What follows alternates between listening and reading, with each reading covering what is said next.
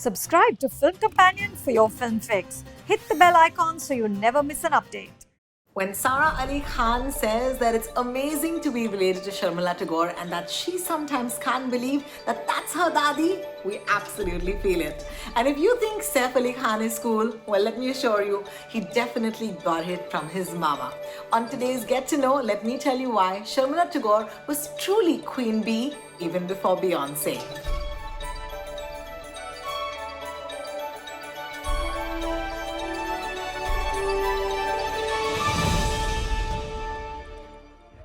One of my favorite stories about Sharmila Tagore has to be that she turned actor at the tender age of 13, that too in a Satyajit Ray film. When she did that, the school back that she was studying in Calcutta actually gave her a choice: either continue school without any distractions or do films, because they thought that she was a bad influence on other students. Haven't I heard that line before?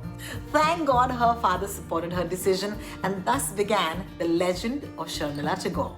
And if you've ever wondered if Sharmila Tagore has anything to do with the Tagore, that is Rabindranath Tagore, here's a quick family tree. Her father, Gitindranath Tagore, was the grandson of noted painter Gagendranath Tagore, whose own father, Gunindranath Tagore, had been a first cousin of the Nobel laureate. And that's just the father's side. Her maternal grandmother, Latika Barua, was the granddaughter of Rabindranath Tagore's brother, Vijendranath Tagore. Basically, solid Tagore connection. How Sharmila Tagore came into the movies is quite the story as well.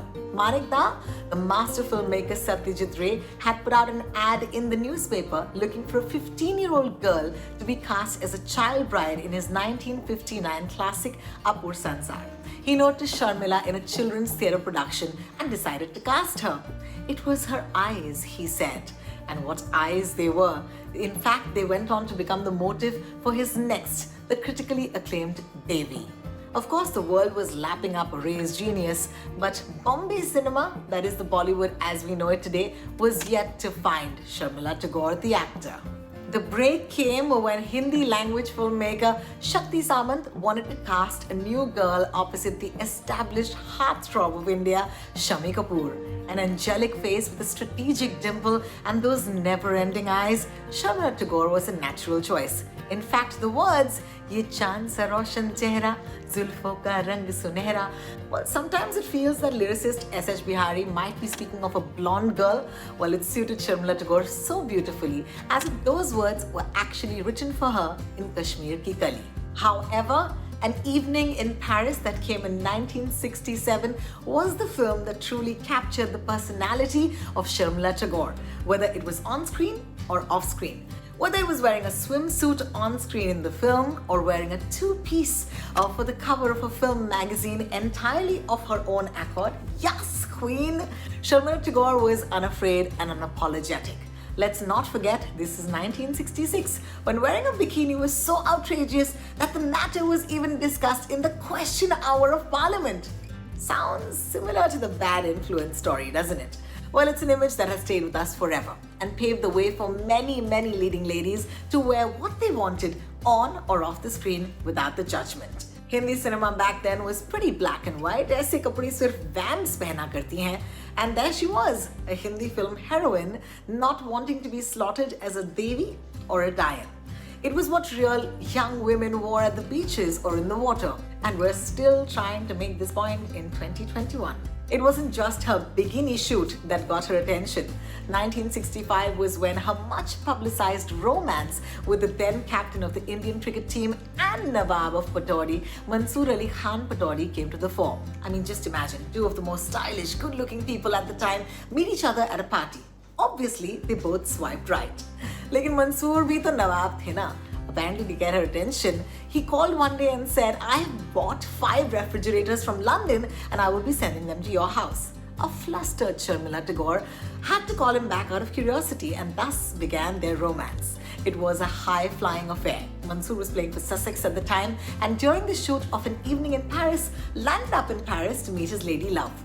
The Indian unit was aghast to know that the two had taken up a bed and breakfast together and behaved exactly like Sharmila Tagore's school principal had. हमारे यहाँ की actresses ऐसे नहीं करती. Tiger, as Mansoor was known, and Hamari Tigress didn't give a damn and went on to get engaged after a very romantic proposal in Paris. Would she continue to work in films after marriage as well? Sharmila Tagore answered this question with perhaps her biggest hit, Aradhana, in 1969, for which she also won the Filmfare for Best Actress. Who can forget those iconic songs like Mere Sapno Ki Rani or the sensual Roop Tera Mastana? What was iconic was also her pairing with then newbie Rajesh Khanna, who catapulted to fame after Aradhana, and the two became India's on-screen sweethearts. They went on to make many successful films together. In fact, 7 box office hits: Aradhana, Safar, Amar Prem, Choti Bahu, Daag, Raja Rani, and Avishkar. Another actor Sharmila Tagore had this magical equation with? Dharmendra.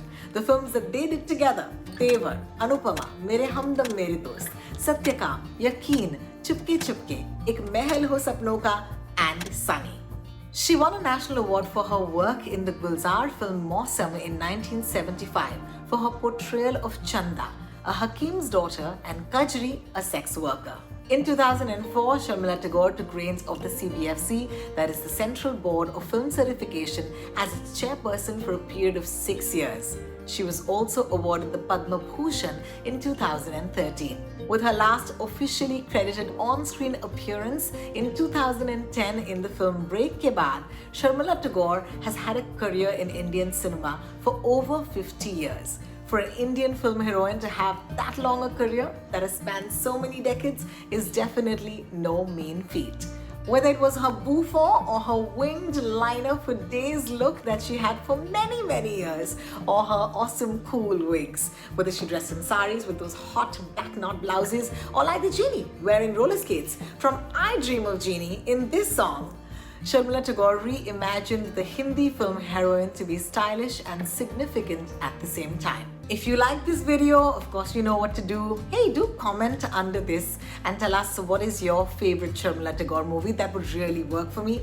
Also, if you'd like to have a very special and exclusive audience, on a Zoom call with Sharmila Tagore herself, FC Front Row presents A Life in Cinema, where there's a conversation between Nasreen Moni Kabir and Sharmila Tagore. Well, that happens on the 23rd of January, so a little later this month. And if you want to get in on this very exclusive conversation and be part of it, maybe ask her a question about her bouffant, all you've got to do is just click on the link below. This is me, Rohini, signing out, and I'll be back next time with another episode of Get to Know.